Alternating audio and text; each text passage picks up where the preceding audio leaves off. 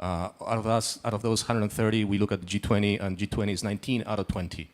And of those 19, 9 are in basically already running pilot programs. So we barely talk about this in the industry, but this is happening. Many of these services are going to be based in blockchains, or public blockchains, or be compatible with such blockchains. Therefore, I think at some point we're going to see a lot of innovation back in the space coming from the CBDC side. And the thing is, this innovation, I think, is going to be such that we can't even yet imagine what's going to happen. It's like the same thing with ChatGPT and AI. It's going to be so big at some point that things are going to change dramatically in a way that we can't yet even imagine.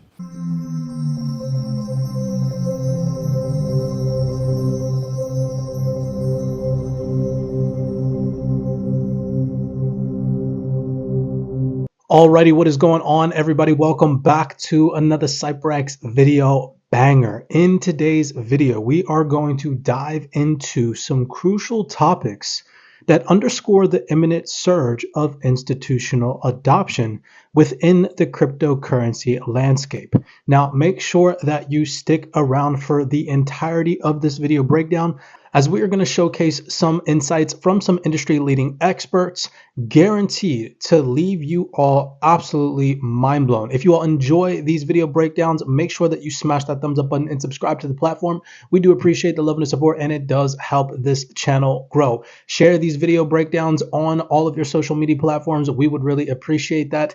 And as always, it would really truly help boost these videos out to more individuals like yourselves. Without further ado, let's jump into our first video clip that goes on to feature two distinguished individuals shedding light on the predominant role played by major market players in driving transactions within the digital realm. Now, historically speaking, these players have engaged in significant buying and selling, which impacts retail investors as exit liquidity through trading. However, the introduction of the spot Bitcoin ETFs that just got approved are poised to revolutionize the entire cryptocurrency market dynamic. Take a second and listen. We all know that trading has been 95% of all the activity. And what that means is that it becomes what we call a P2P market, player versus player, because there's no real follow-up. So the way to think about this is what traders are doing right nowadays is basically focusing on literally liquidating retail. Basically, wait for news to come in, get everybody excited on leverage, and then push it lower and liquidate them. The expectation is that would change. And there's one way for it to change, is the Bitcoin spot ETF.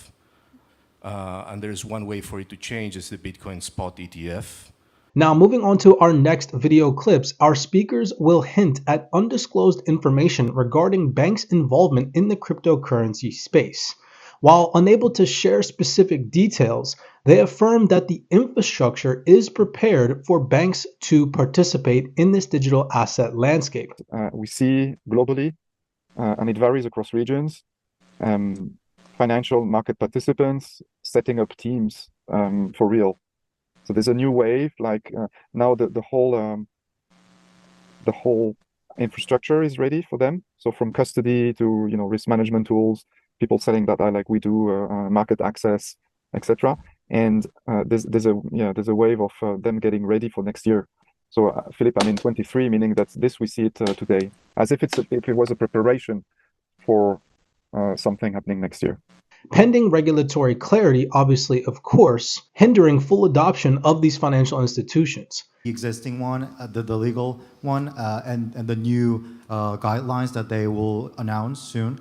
But in the existing one, asset managers cannot treat this asset class because that's not included in the legal documents. And for the newly announced guidelines that's been announced recently, they don't have, it's actually about the license, and they don't have a type of business asset manager, so which means they don't provide any legal basis for anyone to operate businesses in this industry directly. So Now, this revolution is absolutely monumental and is happening for the first time in history.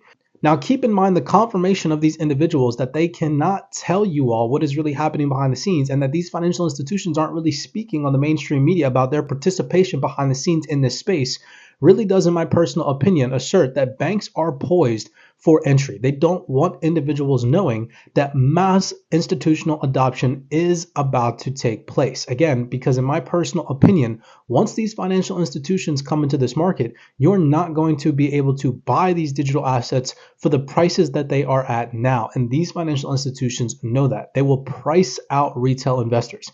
Again, in my personal opinion, there's going to be a point in time where we are going to say, did you get in before the institutions or after the institutions? that's why in Korea, even though there's a very high interest from the institutions, there's no single players that's being outstanding to and saying out loud they are preparing it. But I know for a fact that they're preparing it at the internally, but there's no one actually saying that. So they're preparing. They're doing some testing and the. If you compare it from an industry perspective and from a traditional financial world perspective. So I've been following this for 5, 6, 7 years, and I was always looking for this big moment when finally the big German banks will have integrated Börse Stuttgart into their backend systems as infrastructure providers to get their clients the easiest Bitcoin exposure possible. And that simply was not there, not on the retail side, but also not on the institutional side. And to be quite frank, most of the investment committees of the traditional financial world, they didn't get it at all. And this has dramatically changed. This has changed in a way that it was, and it took so long, and now we are finally there. So I'm so super hyped. There's stuff that I'm not allowed to tell you, but there are things that are way beyond. And Dirk, there I also disagree with you, because I know from a fact that it is different, but I just can't tell. So, what is different? And saying out loud they are preparing it, but I know for a fact that they're preparing it at the internally, but there's no one actually saying that. Well, that's the fact that I can't tell. You must, but you can refer to the topic. So where do you? Well, where I think you're wrong is the degree of how far institutions are with their integration efforts in getting it really on the ground and not talking about it, but really have a product right to go. In getting it really on the ground and not talking about it, but really have a product right to go. Now, some other video clips that I have for you all further and reinforce the notion that banks are focused on the long-term prospects of the cryptocurrency space. So again, at the beginning of the video breakdown, the gentleman mentioned that right now, 95% of transactions are due to trading, and that the market makers that are involved in the space now use retail as exit liquidity. Now, this shift in perspective that banks and financial institutions are about to transition to a more long-term perspective suggests that when institutional money enters into the scene, the dynamics of the entire cryptocurrency landscape will transform. Institutional players aim not just to trade, but also to hold assets long-term because they recognize the immense future potential of this nascent asset class. Yeah, so we're very long-term investors. So the idea is that we're going in to help build a product or an ecosystem or a service that changes the way we do things fundamentally, and that does not happen through a flip. So I mean, we've done 1,000x in investments, but we're still holding. And so if you actually believe in the long-term opportunity here, you buy and you hold and you support the companies as they build. Now, the final video breakdown that I have for you all solidifies the claim that we stand on the brink of an inflection point. The speakers reiterate the belief that digital asset prices are on the cusp of a permanent shift, emphasizing the transformative impact expected with the entry of large financial institutions. Intraday, minute, it's like everywhere. It was largely driven by equities and risk, and that's gone now. The way to put it is Bitcoin is not a macro asset any longer. The play is that the ETF not only changes flows, it also changes, but basically, it is my view, is that once we have an ETF, market makers are going to start coming back into the market. That basically, the way to think about it, what does a market maker do? They make markets. And to make markets, they run pricing algorithms that basically are largely, not fully, but largely driven or impacted by correlation algorithms. Again, in my personal opinion, now is the opportune moment to get involved before substantial amounts of liquidity reshape the entire cryptocurrency asset class. It's going to be so big at some point that things are going to change dramatically in a way that we can't yet even imagine.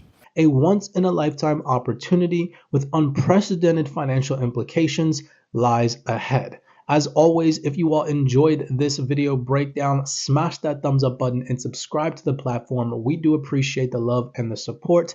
It does go a long way. As always, be cognizant, be aware. I'm not telling you guys to go out there and buy digital assets. This is all my personal opinion. I am asking that you all take it upon yourself to do research. Do us a favor, share these video breakdowns amongst your social media platforms, to your friends, to your family members. Wake them up. None of this information is going to make it to the mainstream. Here at CYPRX, we're just attempting to bring you all unnoticed information that never makes it to the mainstream. I will see you all in the next video breakdown.